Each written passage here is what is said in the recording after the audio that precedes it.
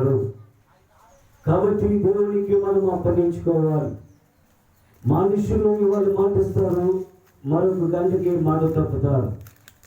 కానీ దేవుడు భూమి ఆకాశములు గతించినా కానీ ఆయన మాట నెరవేర్చగలిగిన వాడు, ఆయన వాగ్దానము స్థిరపరచగలిగిన వాడు, ఆయన సంవత్సరమును సమకూర్చగలిగిన వాడు.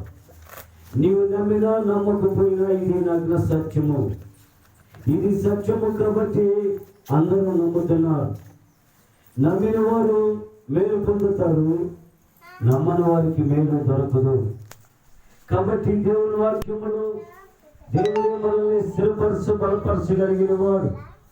కాబట్టి ఆయన వాగ్దానం ఇచ్చే నెరవేర్చగలిగిన వాడు, వాగ్దానము స్థిరపరచగలిగిన వాడు, వాగ్దానము నీ కొరకు సిద్ధంప చేయగలిగిన వాడు.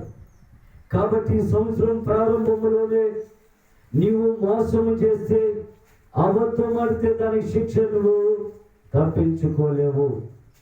మనుషుల్ని మోసం చేయొచ్చు, మనుషుల దగ్గర మాటలు చెప్పొచ్చు, కానీ దేవుని దగ్గర మాటలు చెప్పలేము.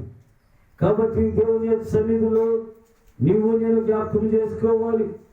24 అంతా ముగించుకొని 25వ సంవత్సరములో దేవుడు అడుగు పెట్టడానికి కృప చూపించాడు. మన కళ్ళ ముందు ఎందరో కనుమరి వెళ్ళిపోయారు, ఎందరో వెళ్ళిపోయారు. కానీ మనము సజీవులుగా ఉన్నాం, క్షేమముగా ఉన్నాం. దేవుడు మహాప్రేమ చూపించాడు. కాబట్టి మన జీవితం మార్చుకోవాలి. ఈ 2025లో మన యొక్క జీవితాన్ని మార్చుకోవాలి, మన మాటలను మార్చుకోవాలి, మన ప్రవర్తన కూడా మార్చుకోవాలి. మార్చుకుంటే నీకు నాకు మంచిది.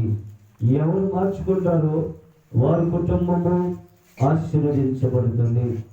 కాబట్టి దేవునికి అప్పగించుకుందాం, దేవుని ప్రేమకు అప్పగించుకుందాం.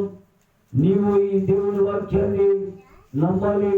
ఆయన అంటున్నాడు 3వ వాక్యములు 4వ వాక్యములు, ఇశ్రాయేలు కాపాడేవాడు కొలకుడు నిద్రపోడు, యెహోవా నీ కుడి పక్షాన నీడగా ఉండును. కాబట్టి ఆయన మాట ఇచ్చి నెరవేర్చాడు. ఈ వాగ్దానము నీ జీవితంలో నెరవేరాలని మా ఉద్దేశము.